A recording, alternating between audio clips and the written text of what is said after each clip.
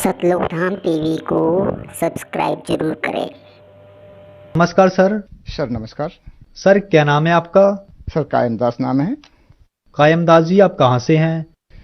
गढ़ी कछवाया, जनपद हाथरस, उत्तर प्रदेश से।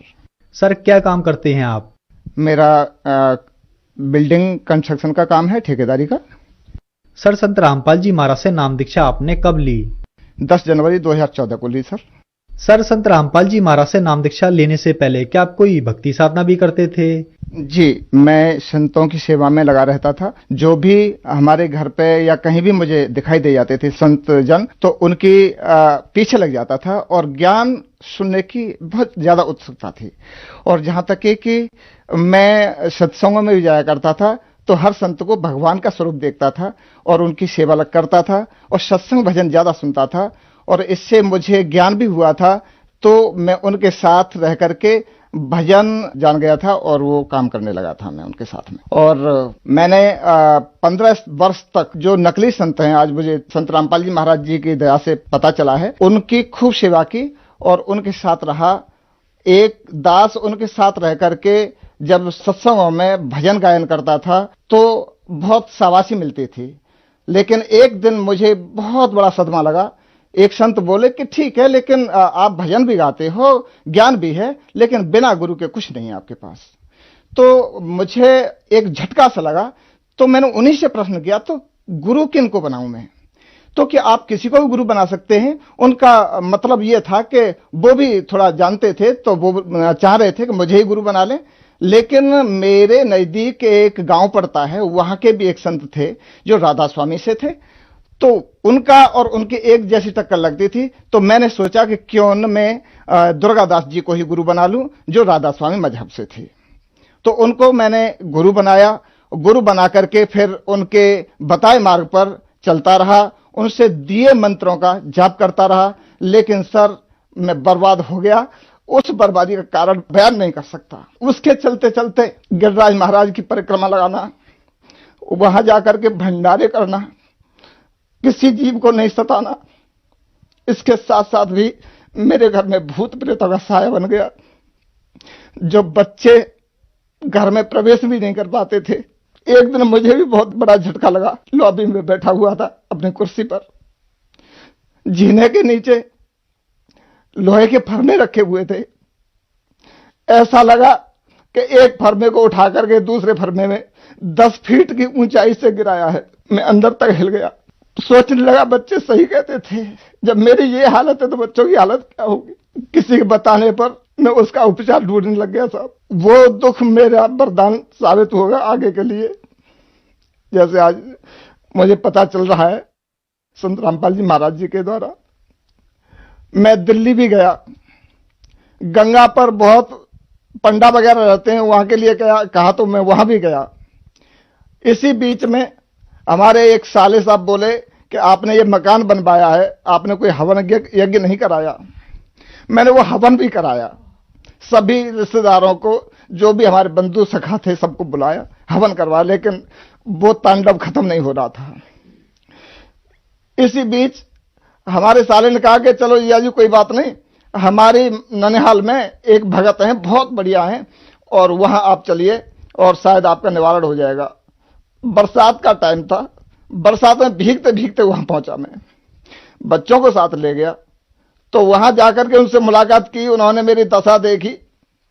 उन्होंने कहा कि भाई, आज मैं आश्चर्य में हूं, आपको देख रहा हूं कि आप जीवित हो।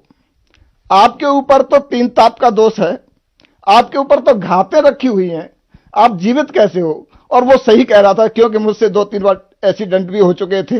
लेकिन परमात्मा की दया थी आज तक जिंदा रखने की, तो बाल बाका नहीं हो पाया। फिर बोले कि चलो मैं ठीक कर दूंगा, कोई चिंता मत करो, घबराने की बात नहीं है। आप, उसने कुछ बताया कि मुझे ताबीज लाओ, ये लाओ, वो लाओ। मैं ठीक है, लाता हूं। फिर बोले कि गौलोचन और आएगा, उसमें रखा जाएगा। मैंने कहा साहब, मैं गौलोचन को नहीं जानता, ये गौलोचन क्या होता है? तो उसने कहा कि किसी किसी गाय के पेट में न मालूम सींग में जन कहां निकलता है, वो कसाई के पास मिलेगा और आप ठीक हो जाओगे। मैंने उनसे कहा, मैंने कहा साहब, मुझे मरना मंजूर है, लेकिन मैं किसी गाय की हत्या करके अपनी जिंदगी नहीं चाहूंगा। सर फिर क्या कारण बना कि आप संत रामपाल जी महाराज की शरण में आए? तो हमारे गांव के एक करण सिंह नाम के व्यक्ति थे और वो पुस्तक भक्ति सौदागर को संदेश रखी हुई थी, तो वो पुस्तक मैंने ली और इतनी ललक थी कि मैंने रात और रात 2 रातों में वो पुस्तक पढ़ी और वो ज्ञान समझ में आया, तो मुझसे कुछ रुका नहीं गया और फिर मैं संत रामपाल जी महाराज की तरफ ध्यान आकर्षित हुआ कि मुझे इन संत से नाम दीक्षा लेनी चाहिए। सर जब आपने संत रामपाल जी महाराज से नाम दीक्षा ली तो क्या आपको लाभ भी प्राप्त हुए? जी, उसके बाद तो मेरा जीवन ही बदल गया सर। मेरा जीवन, मैं जिस समय ये सब आपको वृतांत बताया मैंने, ये वहां भंडारे भी किए, संतों के साथ रहा और उनकी सेवा भी की, तो मैं उस समय तक मुझे कोई लाभ नहीं हुआ, मैं बर्बाद हो चुका था।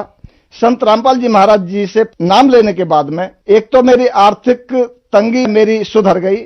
जैसे कि मैं बिल्डिंग का काम करता था तो वहां मैं लेबर वर्किंग करता था। संत रामपाल जी महाराज जी की शरण में आने के बाद में मैं एक कॉन्ट्रैक्ट ले रहा था, कॉन्ट्रैक्ट की बात हो रही थी, तो मैं बार बार अपने लेबर रेट के हिसाब से बात कर रहा था, तो वह बात मेरे मुंह से संत रामपाल जी महाराज की दया से निकली कि मैं तो विद मटेरियल भी काम करता हूं, लेबर वर्किंग भी काम करता हूं। तो उन्होंने वो बात मेरी पकड़ ली कि साहब हम तो विद मटेरियल काम कराना चाह रहे थे आपसे, तो मैं ठीक है। तो वह कॉन्ट्रैक्ट मुझे विद मटेरियल मिला और संत रामपाल जी महाराज जी की दया से 4 महीने के अंदर मुझे 4-5 लाख रुपए का उसमें प्रॉफिट हुआ। ये संत रामपाल जी महाराज जी की ही दया थी। इसके बाद जो मैं नाम दीक्षा लेकर के अपने घर पे आया, जब घर पे आया तो मुझे जो भूत प्रेत का साया था, बच्चे अंदर प्रवेश नहीं हो पाते थे उस मकान के अंदर, वो खुशी से अपने मकान के अंदर बैठे हैं और संत रामपाल जी महाराज जी की दया से ये सारा प्रकोप खत्म हो गया सर। उससे पहले मैं हर साल अपना ट्रीटमेंट कराता था, कभी भी दस्त लग जाते थे, कभी फीवर हो जाता था, नाना प्रकार की बीमारियों से मैं ग्रसित रहता था। तो संत रामपाल जी महाराज जी की शरण में जाने के बाद आज तक मुझे फीवर भी नहीं आया, मैंने कोई टेबलेट भी नहीं खाई। उनकी इतनी दया रहती है हर समय और वो साक्षात दर्शन भी देते हैं। उन्होंने जो शास्त्र कमल यहां बताते हैं वह भी पहले नाम दीक्षा देने के बाद ही खोल दिया था। उसका नजारा आप चाहो तो मैं नजारा भी बता सकता हूं कि उन्होंने कहां कहां तक की सैर कराई थी और क्या वृतांत था वहां का। सर आपकी बातों पर यह प्रश्न उठता है कि आपने बताया कि पहले आपने बहुत तीर्थ भ्रमण किए और भंडारे भी किए, आप 15 साल से राधा स्वामी पंथ से भी जुड़े रहे, लेकिन इन सब भक्ति क्रियाओं से आपको कोई लाभ नहीं हुआ। आपकी आर्थिक स्थिति बहुत ज्यादा खराब हो गई, आप बीमार रहने लगे। फिर जैसे ही आप संत रामपाल जी महाराज की शरण में आए, आपकी सभी समस्याएं ठीक हो गईं। तो सर ये क्या कारण है? संत रामपाल जी महाराज से नाम दीक्षा लेने के बाद लोग इतनी जल्दी कैसे ठीक हो रहे हैं? जी, आप सभी लोग उन्हें संत रामपाल जी महाराज के नाम से जानते हैं, लेकिन वो संत रामपाल जी महाराज ही नहीं बल्कि पूर्ण परमेश्वर कबीर साहिब हैं, जो वेदों के अनुसार, जो शास्त्रों के अनुसार भक्ति करा रहे हैं। हमें यह भी मालूम पड़ा कि ये पूर्ण संत हैं। क्यों पड़ा? कि गीता जी अध्याय 15 के प्रथम श्लोक में लिखा हुआ है कि ऊर्ध्वम मूलम अधः शाकम असतो पराव अभ्यम छंदास्य से पढ़ालियतम वेद से वेद वेद। जो संत जड़ से और तने तक, नीचे तक इस संसार रूपी अविनाशी वृक्ष को जान चुका है, वह तत्वदर्शी संत होता है। इसके विषय में गीता ज्ञानदाता भी नहीं जानता। सर आप 15 साल से राधा स्वामी पंथ से जुड़े रहे और भक्ति साधनाएं भी की, फिर आप संत रामपाल जी महाराज की शरण में आए। सर कहते हैं गुरु नहीं बदलना चाहिए, लेकिन आपने ऐसा ही किया, क्या कारण रहा सर? ये मनगढ़ंत जो संत हैं वो इसलिए कहते थे कि कहीं हमारे यहां से ये साधक सच्चाई सुनकर के कहीं चले न जाएं। ये बिल्कुल यथार्थ झूठ है। हमारे कबीर परमेश्वर जी ने कहा था, जब तक गुरु मिले नहीं साचा तब तक गुरु करो 10 पांचा।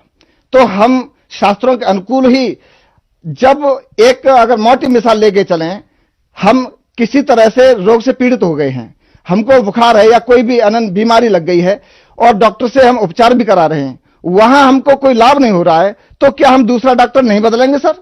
बदलना चाहिए। तो ठीक इसी प्रकार ये हमारा जन्म मरण का रोग है।